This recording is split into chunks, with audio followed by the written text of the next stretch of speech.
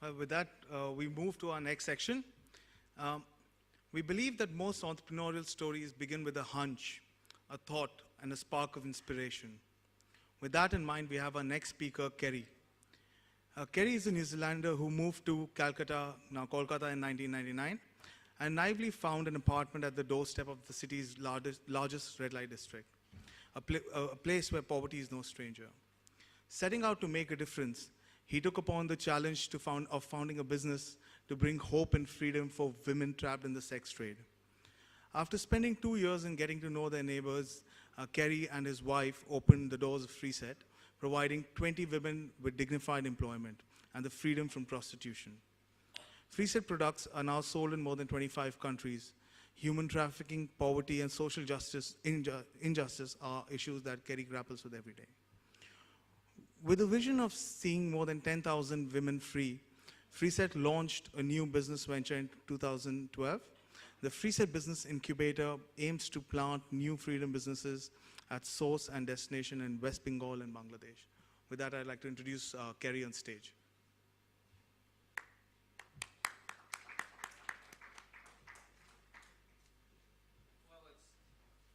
When my microphone gets going, it's an honour to be here and to share with you today. Look, I didn't know that there was hokey pokey ice cream in India. I'm a New Zealander. We grew up on hokey pokey ice cream. It's the best ice cream in the world. Really, really it is. You've got to try some if it's the same stuff. It's a New Zealand thing. You know, I didn't start and get into business because I was into business at all. In fact, I wasn't really that interested in business when I came to India. I actually came because I wanted to make a difference. And I started with this question or this problem, and that was that I discovered that there are tens of thousands of women and young girls just in my neighbourhood trapped in prostitution simply because they didn't have a choice. And that would then translate to hundreds of thousands of women across India, this great country of ours, this amazing country, and yet we have this problem where young girls and women are trapped in prostitution because they never had a choice.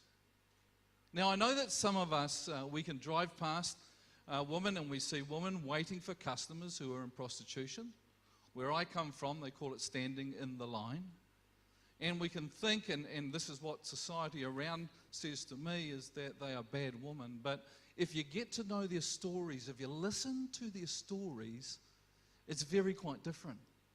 They simply don't have a choice. And as we've heard, in 1999, my wife and I, Annie and I, and our 4 children, we came to Calcutta and we accidentally moved right alongside this red light district called Sonagachi, the largest red light district in India. And the first night I was so anxious to get to know my neighbours, I left the family at home and I walked down the street and I discovered that we had thousands of women in our neighbourhood in prostitution. And I know this is not a normal thing to do, but my wife and I, we began to get to know our neighbours. We went and sat in the brothels, in these little rooms. Some of these rooms were 8 foot by 4 foot. You could touch the walls on either side. And that was the home of these women, where their children grew up, and their children would leave the room when the customers came. And so we sat and we drank lots and lots and lots of cups of chai and listened to their stories. They were little girls that were stolen from their villages and sold into prostitution.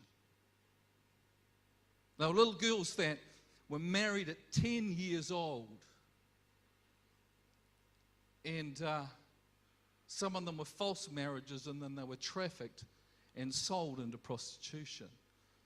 They were little girls that were married off young in the villages, and their husbands didn't want them anymore, and with their children they were thrown out onto the street and they weren't welcome back home because there was shame. And someone came alongside them and said, "We can get you a good job as a housemaid in Calcutta." And they were brought to Calcutta and sold into prostitution. Or mothers and their children whose husbands have left them or have been drunkards, and they're trying everything that they can do to feed their children.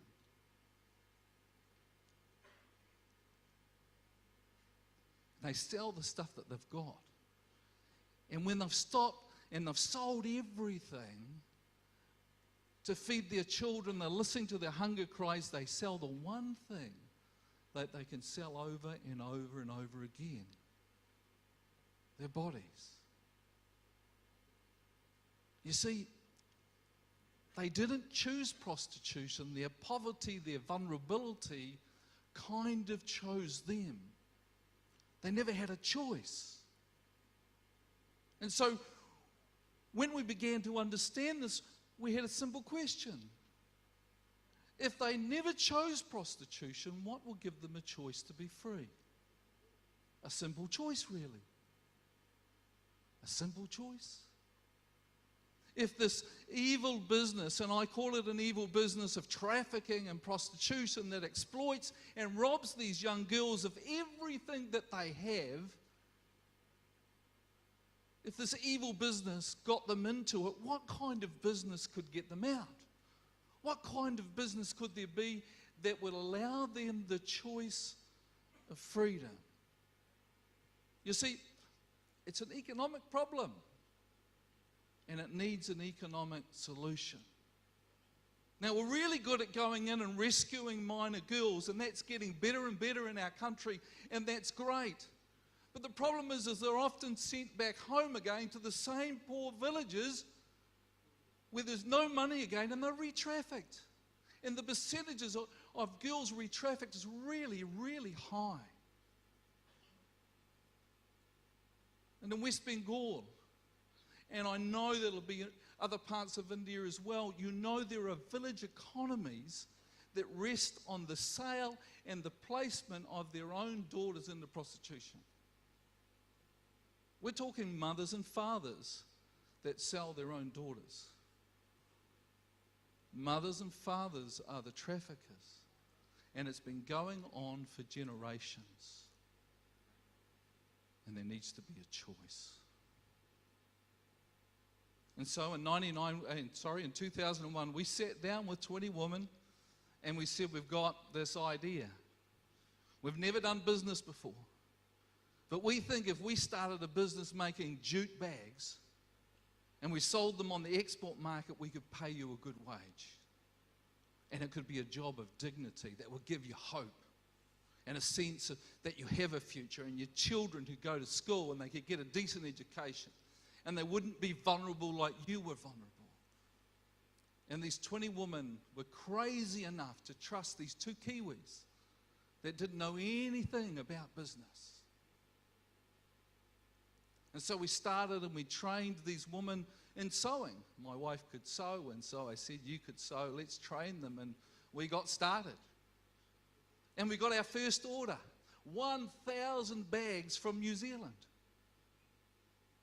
And I cut the jute, and we went to the printers and we got it printed. And the first bags that we made were absolutely disgusting. They were terrible. They sewed the inside of the bag. It's got lamination. They put it on the outside. They can't read and write. Some of them don't even know when their birthday is. They don't even know how old they are, and they sew the print upside down. Just when you thought, and when I thought, that they couldn't possibly find a new way of sewing a bag wrong, they would prove me wrong and sew it bad again. And they would sew 20 bags a day, and I'd reject 19. And I was wondering what was going to go with this new business idea. Great idea, but where was the freedom? And at that time, 2 other women came and joined our company. We had 20, and 2 just turned up. Now, I don't know about your businesses, but you don't just turn up. They didn't come to the HR department. We didn't have one, but they don't just come to the HR department. They just turned up. And I said, you can't just turn up. And they said, but we want to be part of this. And I said, but this business isn't going too well. And they said, but we just want to be part of it. And I said, well, I'm sorry, you can't be right now. And I thought they wouldn't come back the next day, but they did. They kept coming back, and I thought my Bengali is not good enough. So I sat down with them again, and I said, you're not part of this deal. And they said, we just want to be part of this thing. And I realized later, you know what I was saying to them? I was worried about the business. I was telling them to go back and sell themselves some more until we were ready. And on the payday, the first full-time payday when we paid these women, I did my promise. I paid all of those 20 original women their pay. And I discovered that they had pulled their money and divided it 22 ways. And they began to teach me about business, about what it means to be in community, and the powerful way that business can change and transform lives. You see, business can exploit, and it does that so well, but it can change the world. And it's done that for these 20 women. And today there are nearly 300 women at Freeset making jute bags and cotton bags and organic cotton t-shirts. We're fair trade registered. We've gone to the villages now. Why do we go to the villages? Why would we wait for a little girl to be trafficked all the way into Calcutta and to be sold and to be raped for profit day after day? And so we've started in the villages of Murshidabad. Do you know you've got a lot of Murshidabad girls in Mumbai and Bombay? They've been trafficked here as well. We've gone to the villages, and we've started in one village weaving cotton scarves. In one village, we've got more than 40 girls working in one place. And there's 600 girls that have come and put their name down on a list, vulnerable girls just from the surrounding village. 600. This year, we're going to build a new factory, 20,000 square feet, so we can grow that business and provide the sense of freedom for those girls so they'll never be trafficked. Change the economy of that village so they don't trade in their daughters anymore. There's a product that's different, that's changed, that is profiting for them rather than something profiting from them. And I'm meant to be the inspirational speaker tonight. I'm not hoping that you'll be inspired so much by our story. I'm hoping that it will inspire you to use what you have in business to go and make those changes. You see, just by the simple of employment of those that can be easily exploited, those that can be vulnerable, it can change their lives. Business is such an amazing and a powerful tool. I want to work with and talk with corporations, companies that want to start manufacturing units, and I want those new manufacturing units to be put in villages that have traded in their daughters to change the village economies. So here's the message. Business can do a powerful lot of good. It can change lives. It can stop little girls having to grow up so fast. It can give hope and a sense of a future. And you know what? The big secret, it's about community. It's about people working together. It's about relationships. You know where my wife and I live? We live at the entrance of Sonagachi. That's part of our community. That's who we are. The place that nobody wants to go to, they're our neighbours and our friends. And we wouldn't want to live anywhere else. I've never woken up in the last 17 years wondering why I'm doing what I'm doing. I've never had a day where I'm thinking, oh, what's the point? Because every single day I get to see freedom lived out in lots and lots and lots of women. And you know what? They are part of my freedom as I look to see and discover what life's all about. You're going to see a video right now. This is a video of the Business Incubator that talks about what it means and how powerful business can go and change lives. Thank you.